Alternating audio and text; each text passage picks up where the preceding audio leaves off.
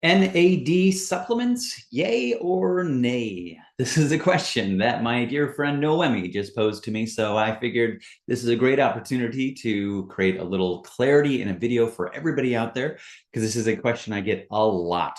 And there's a few things I want to talk about in this, because there's a lot of people saying that it just naturally diminishes as we're aging. That is not true. There is always a why. There are reasons why it is lower and lower. People are getting NAD infusions. They're getting all kinds of things done to them because it is very important. So let's talk about what it is, and let's talk about why people are having such a response when they are getting it. I'm going to share with you a slide from a seminar that I teach on mental health and nutrition. And this is from my to be or not to be section. We talk about vitamin B3 because it is a precursor for NAD. Now, NAD is nicotinamide adenine dinucleotide. And what it is, it's a molecule found in every cell in the body. It transfers energy we get from food to the rest of the body. All tissues in the body convert absorbed niacin into NAD and its main metabolically active form.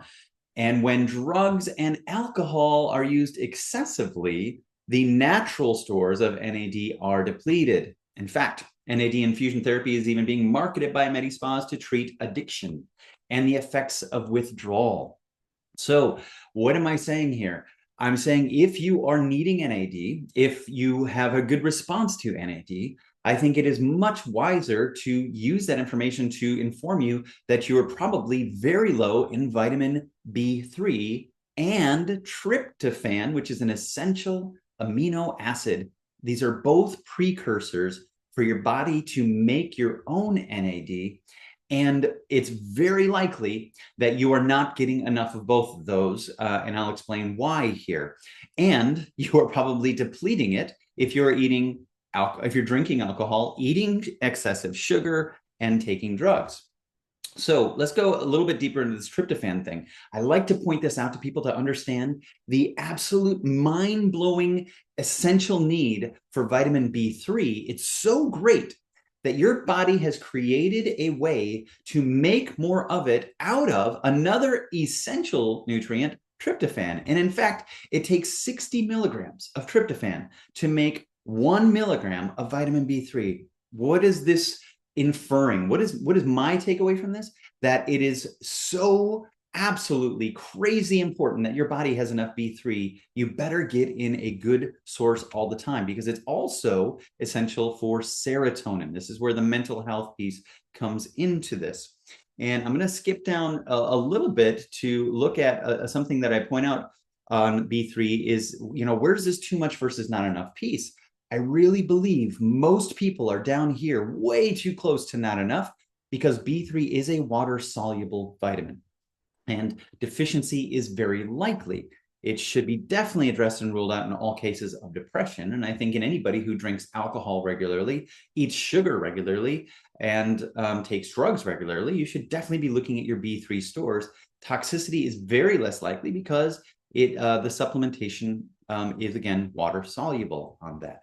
This is one little way for me to say I believe that those who need NAD infusions or are thinking about taking a nicotinamide adenine dinucleotide supplement should actually be supplementing niacinamide, a whole food version of vitamin B3. And in fact, this is my favorite one here, niacinamide B6, for anybody who's drinking a lot of alcohol, who is taking drugs, a lot of sugar. That's the one that I want. And of course, we want whole food sources of it. But let me drive this point home even deeper, the importance of vitamin B3 and niacin. I do another lecture on cardiovascular health. And I just want to point this out because you're going to see more and more information coming about this cardiovascular marker called lipoprotein A. And people are looking to lower LP little a. Now, I'm not going to go into the details of that right now, but this is where you have to challenge the science that you're being told. This is from the CEM, the education that they were giving on some products about this. And I love that their very first thing that they said is that diet has no impact on it. However, niacin, well, where do you get niacin from? You get it from your diet. Niacin, vitamin B3, lowers this approximately 20%. So when people start to tell you that something is a genetic factor, there's nothing you can do about it, go a little deeper and look back to all of the evidence, and you're going to find that even though they're talking out of both sides of their mouth, you're saying that diet doesn't impact it, but niacin does. It's just one of those things that you have to keep asking more and more questions, trust but verify, and know that when people are taking things like this, they're almost always compensating for something that's missing in their diet. And they're probably not getting enough of it because it is water soluble. They're drinking too many, alcoholic drinks and having too much sugar, or they're just not getting enough in the first place. And when it comes to tryptophan, the other piece that is essential, they may not be eating enough foods that contain the amino acid tryptophan, or they're not supporting their body's ability to digest it. They are eating in a hurry. They're not chewing their food enough. They're doing all these things that inhibit our body's ability to break down the proteins into these essential amino acids like tryptophan.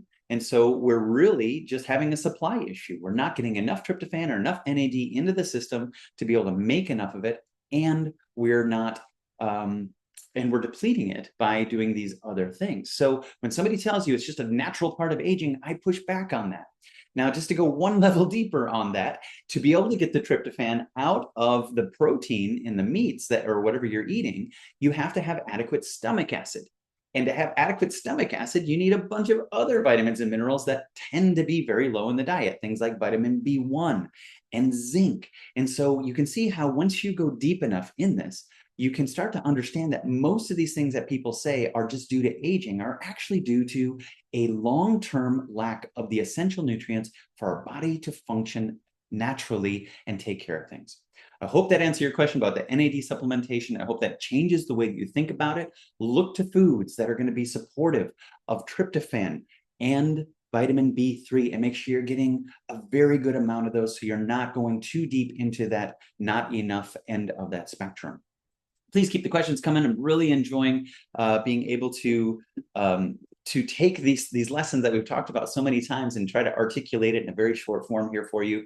Please share this with people who maybe have questions about this. And remember, there's always something you can do to improve your health. And we're going to be learning more and more about this as we move forward into the future. Have a great day.